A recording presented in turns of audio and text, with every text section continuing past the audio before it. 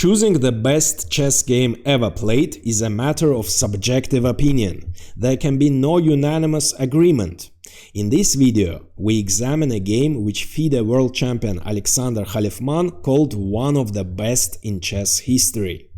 This remarkable game was played between the great theoretician Isaac Boleslavsky and the sharp tactician Alexander Tolush, who was also Boris Spassky's coach. The game is notable for its wild tactical battle and Boleslavsky's deep strategic understanding of chess. So let's dive into this forgotten masterpiece. Tolush starts with d4 and after knight f6 he plays the Trompovsky attack, immediately targeting the knight. So probably white is going to capture on f6 next move, and after black recaptures with one of his pawns, black's pawn structure would be damaged. Boleslavsky, however, ignores this possible threat and immediately attacks white's central pawn. Now it would be more natural for white either to capture on f6 or to push the pawn forward, grabbing space. But instead, Tolush captures on c5. Boleslavsky plays knight e4, preventing the possible exchange on f6, attacking the bishop and targeting the c5 pawn.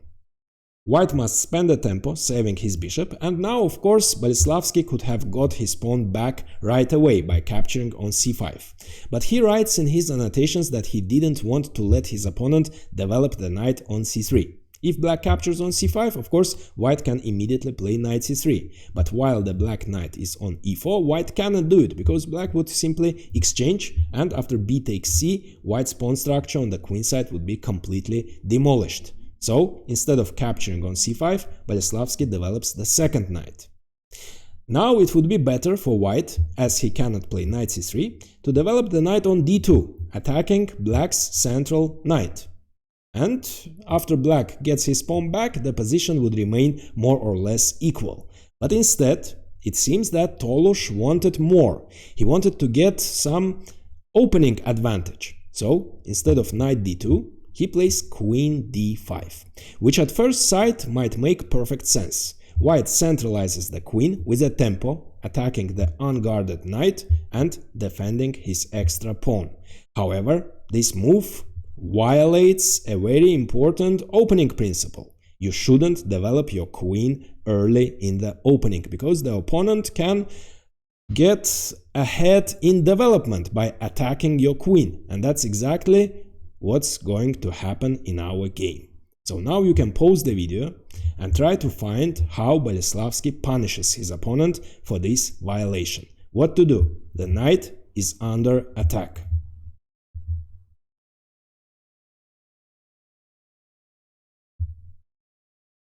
White is already up a pawn and Boleslavsky sacrifices the second pawn. He plays f5, defending his knight and letting his opponent capture on f5. If white doesn't capture and, let's say, plays knight f3, Boleslavsky prepared simple e6, defending his pawn, kicking out the white queen and opening the bishop's diagonal, and after the white queen retreats, black gets his pawn back and he gets a very good position. He gets a big positional advantage, because his pieces are much more active. f2 is under attack. After e3, black can develop his queen, increasing the pressure on this diagonal, attacking the unguarded weak b2 pawn, and black would be much better. So, instead of this, instead of knight f3, Tolush accepts the challenge and he captures the second pawn. But now we can see Boleslavsky's idea. His knight is again under attack, but he prepared d5. Reinforcing the knight and opening the bishop's diagonal with a tempo. So now black starts to exploit the premature development of the enemy queen. The queen turns into a target of attack of black pieces. And white must again move his queen, while his pieces aren't developed yet and the king is still in the center. So Tolush plays queen h5 check, and after g6, queen h4, we can see another idea behind Boleslavsky's sacrifice. Besides being ahead in development, Boleslavsky also pushed the enemy queen to the edge of the king side. And that means the white queen cannot take part in the defense of the queen side. The queen side isn't protected sufficiently, and it turns into a target of attack of the black pieces. First, knight d4. centralizing the second knight with a tempo, threatening to capture on c2 with a fork. If white defends the c2 pawn by playing knight a3, Boleslavsky prepared knight f5, attacking the queen one more time, and it would turn out that the white queen wouldn't have any squares to move. Any good squares to move. The only squares it would have would be h3 and g4, but on these squares the white queen would turn into a target of attack of the light squared bishop. That's why after knight d4, instead of knight a3, Tolush plays bishop e5. He lets his opponent capture on c2, but in his turn he is attacking the black rook and also the knight. Boleslavsky captures on c2, white loses the right to castle, and after black captures the white rook, white captures the black rook. Now the black queen joins the attack on white's queen side, targeting the a2 pawn. Knight c3, defending this pawn, Boleslavsky exchanges, and after bishop takes c3, he captures on a2, re-establishing the material balance, but black of course has a big positional advantage, because white's king side is frozen and his king is in trouble, and black is threatening deadly queen b1 check. If white ignores this threat and let's say captures on h7, his king would get checkmated in 3 moves. Knight b3 check and queen e4 checkmate. That's why after queen takes a2, Tolush plays e3, opening the escape route for his king to the king side and also setting a devilish trap. Tolush was a very sharp tactician, so it might seem that white only thinks about the defense and about holding this almost hopeless position, but it isn't the case.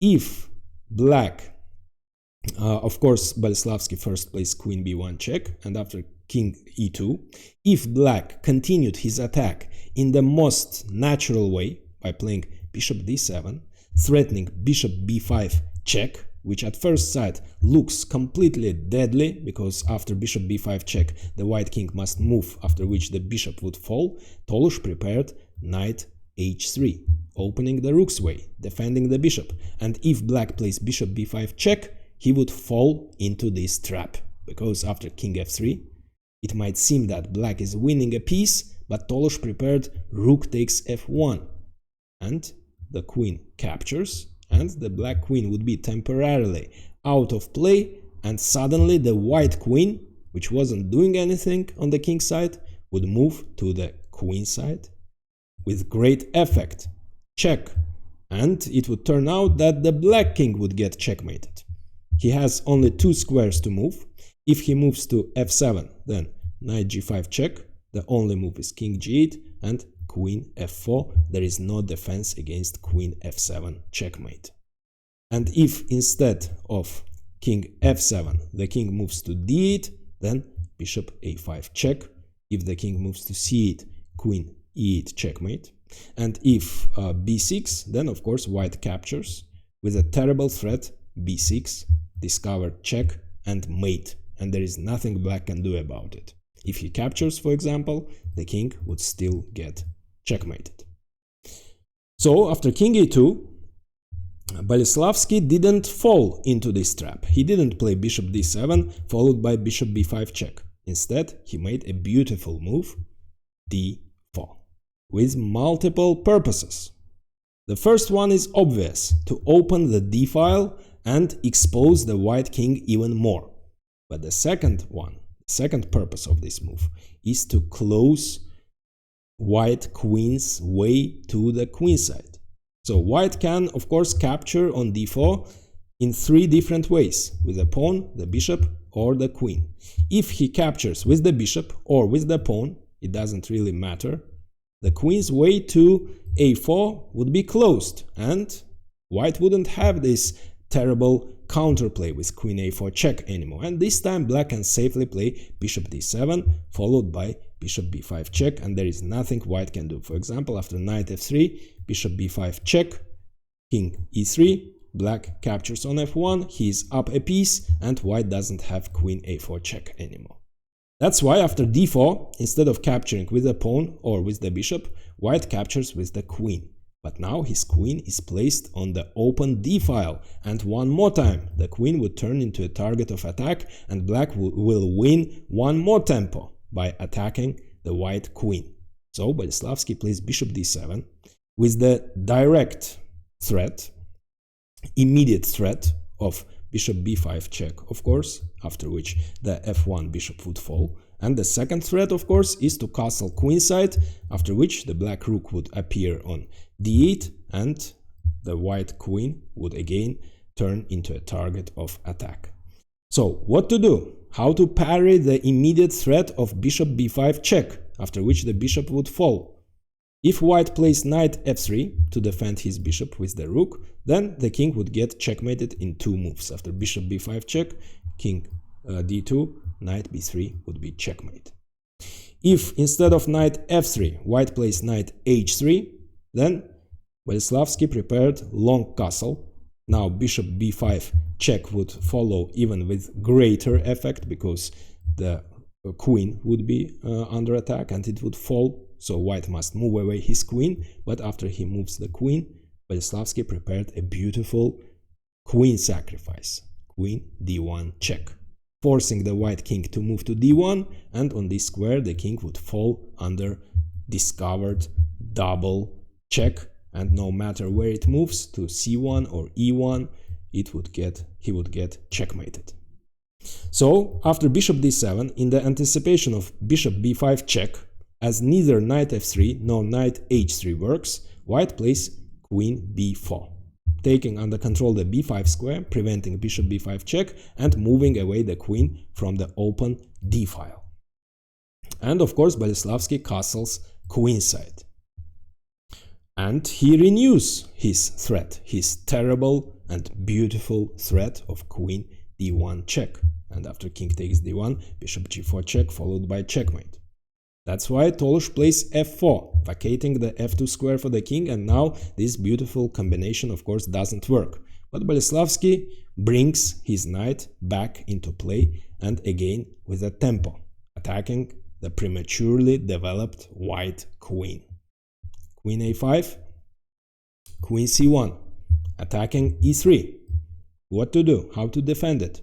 If white plays bishop d2, defending and attacking the black queen in his turn, Boleslavsky prepared bishop b5 check, opening the rook's file with a tempo, sacrificing the bishop. And after white captures, queen takes d2 check would lead to a terrible king hunt and eventual checkmate in a few moves, for example, like this. That's why after queen c1, as bishop d2 doesn't work, Tolush plays bishop d4. But now Boleslavsky, of course, exchanges this important bishop, and after the fall of this bishop, of course, the dark squares become terribly weakened and black starts a terrible attack on these squares. First the b2 pawn falls, then the d4 pawn falls.